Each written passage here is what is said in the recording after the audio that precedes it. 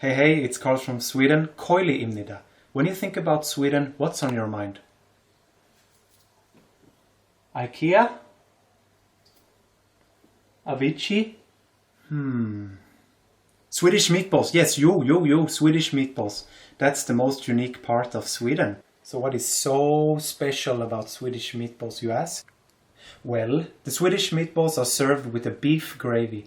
And it's really yummy because we also have a lingonberry jam. Lingonberry jam is really similar to cranberry jam, but the lingonberry is more sweet when you taste it. Originally, the meatballs are served with tomato sauce, but the Swedish meatballs are way more yummy and tasty compared to the other meatballs out in the world. Trust me on this one, guys. Swedish meatballs is not special food. Swedish people eat it at any time. Even they sell it in IKEA. So Swedish people would eat it all the time. It's like tacos for Mexicans, or hamburgers for Americans, or bibimbap for Koreans, or kapatei for British mate. Ene.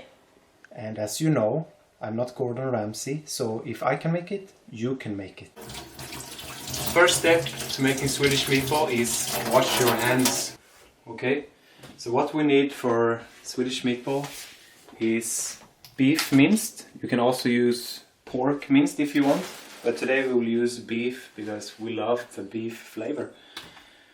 Second is parsley, right? Next up is Mark. He is from our Easter edition and we will use him for the Swedish meatballs here today. So we have to say bye-bye to him now. His life is ending, unfortunately. But he will fill our stomachs with delicious food, so we're happy about that, and I'm sure he's happy too. We will use half an onion, quite big, and 2 potatoes, because we're gonna make the mashed potatoes later.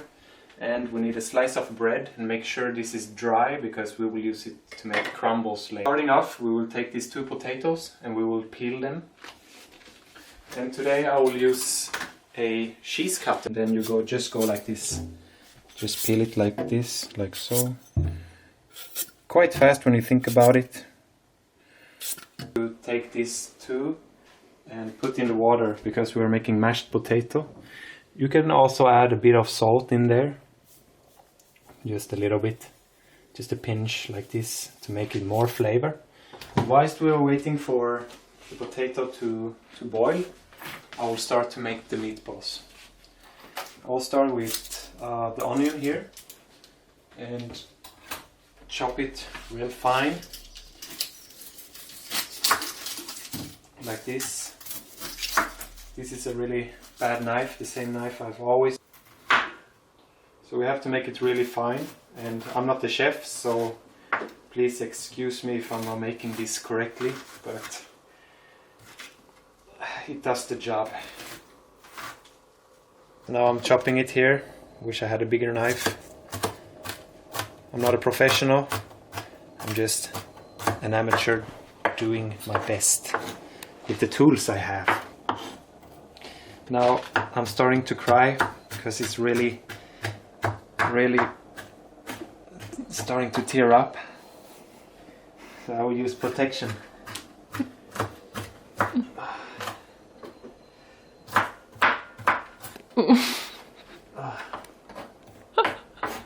So now I will take the beef minced and put it in a bowl along with all the other ingredients which I have here and which I presented before.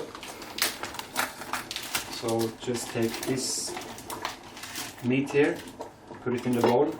Right, so I added the parsley here and I will add the onion here, and we will start with the bread crumbles.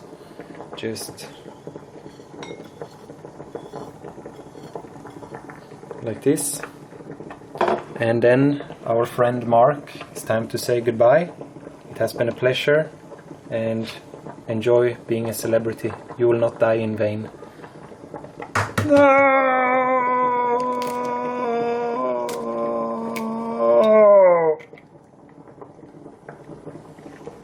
Now that was flatlining. Some salt and pepper.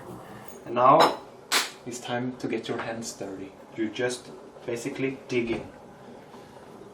This is kind of like, you know, you're massaging, going to a massage parlor, right? I hope you don't have long nails, because it will get stuck under your nails. It doesn't matter. Just cut them before and massage it gently.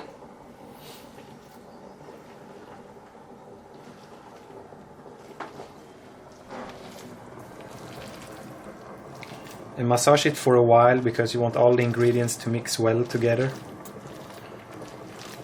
And now it's time to get your hands dirty. You just basically dig in.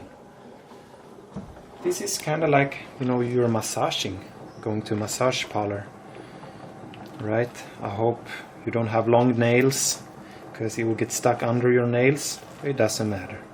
Just cut them before and massage it gently. So once you're done, the batch will look something like this. So you just take a spoon and shove it in there, like so, and put it in your hand again. It doesn't matter if the size is different. You just make it like this, like a snowball. The bigger you make them, the longer it will take to fry, but it's all up to you. The world is yours. It can look something like this. Just put it there because we will fry it later, and then you repeat the process like this. Put it in your hand, make it into a snowball. Simple, right? So now they are completed, really beautiful.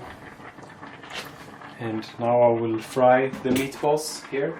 And remember, we start with quite a low temperature because we don't want to burn them too much. But we also want to add a nice thick surface to it and a little bit chewy and soft inside.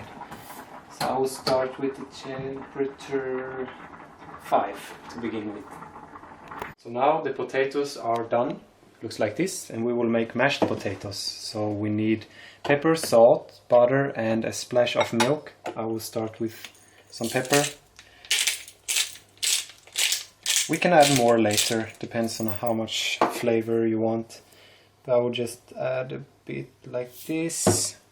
The butter really important here. Just take a scoop, and if it's too thick later on, then we will add more butter, more milk. So we just start with a splash like this, and then we will get to work. Mash, mash, mash, mash, mash. So now the mashed potatoes is done. So now we have to roll the meatballs quite frequently at medium temperature because we don't want to burn them. So keep them steady and keep rolling them. So this batch turned out to be not meatballs, but meat squares, meat pyramids, meat hearts, all the different types of squares you can find in the dictionary, but they will still taste the same. So now we're almost done with the dish. This is gravy, so I'm gonna add it now. You can add it however you want. I personally like to spread like half-half, like this. Then I will add it to spaghetti. A little bit on top of so it soaks in to make really good flavor. So half-half is the secret. And we're also gonna add parsley for the topping. You can style it however you want. I personally like a little bit on the side like this. You can also spread it like this.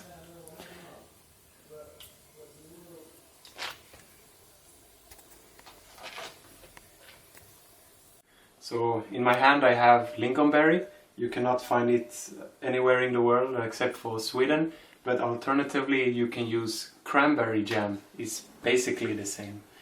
So I will just take a little bit and add to the side like this.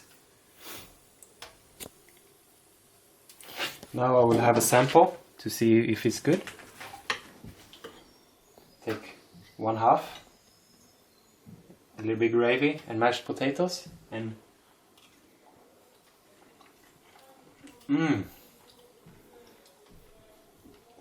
10 out of 10 Swedish meatballs. The meatballs they have a hard surface and they're really soft inside, and it's really crispy from the onion. The gravy makes it really moist and flavor. And the mashed potatoes is just mashed potatoes.